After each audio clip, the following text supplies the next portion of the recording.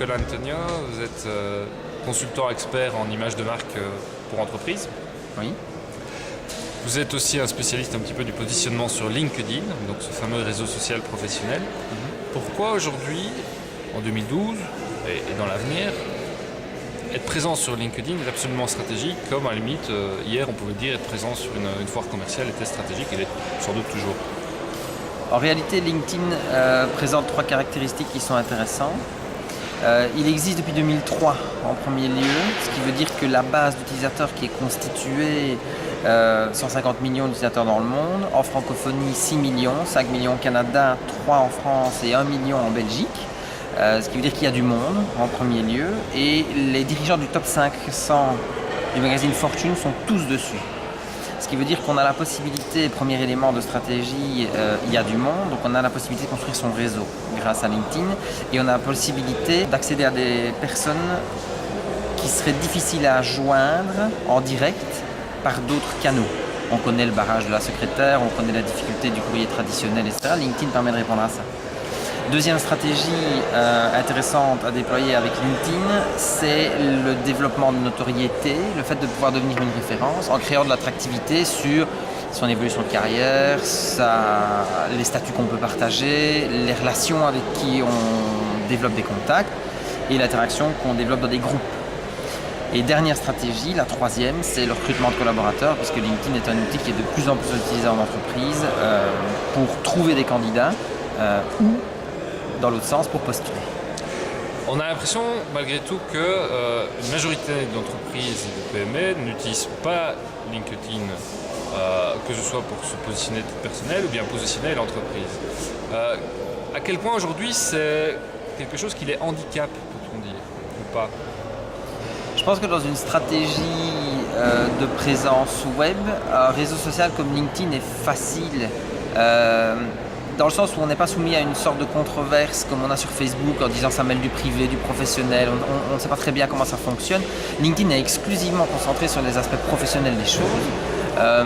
Donc je pense que c'est intéressant d'y être, puisque de plus en plus de... En fait on a ceux qui sont, ceux qui n'y sont pas quoi.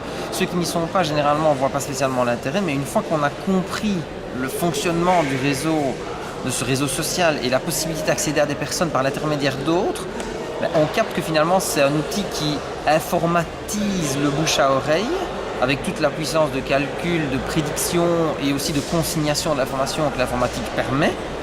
Et à ce titre-là, une fois qu'on a commencé à exploiter LinkedIn de manière active, ça devient difficile de s'en passer. Donc les entreprises qui n'y sont pas, pour moi, perdent de l'attractivité en n'y étant pas. LinkedIn est aussi une source d'information considérable potentiellement pour beaucoup d'entreprises, à la fois sur les personnes qui y sont et sur l'entreprise en elle-même. Quels sont quelque part les espaces de LinkedIn qu'on connaît moins bien et qui pourraient être exploités par une entreprise justement pour améliorer sa perception et la compréhension de son environnement et peut-être aussi des choses qui se passent chez ses concurrents, chez ses clients? Alors je donnerais 5 points. Le premier, c'est le profil pour l'individu. C'est bateau pour ceux qui l'utilisent, mais très souvent il y a encore des gens qui n'ont pas mis leurs photos, qui n'ont pas complété, je dirais de manière suffisante, leur description, ce qui fait qu'on n'a pas la certitude que c'est la bonne personne que je souhaite inviter. Et donc c'est un premier emplacement pour soi-même et pour d'autres pour obtenir de l'information. Deuxième, c'est le pendant entreprise, c'est la page de l'entreprise. Donc créer une page pour la société qui regroupe l'ensemble des collaborateurs, le secteur d'activité, potentiellement les offres d'emploi et les perspectives de carrière, c'est un deuxième emplacement stratégique. Troisième point que je donnerais pour LinkedIn, c'est l'utilisation des applications. Puisqu'on peut interfacer LinkedIn avec un compte SlideShare par exemple. SlideShare, donc plateforme de partage de PowerPoint, enfin de documents sous forme de présentation PowerPoint. Et donc une entreprise ou un individu qui utilise déjà ce type de média social pour se promouvoir a tout intérêt à le lier à son compte LinkedIn pour que les personnes avec qui elle est en lien puissent voir son activité sur d'autres médias sociaux. Quatrième point, c'est le fil d'actualité. Simplement, voir que telle personne est en lien avec une autre ou que telle entreprise recrute un collaborateur, ça peut avoir un intérêt stratégique en termes de veille, en termes de positionnement marché et autres.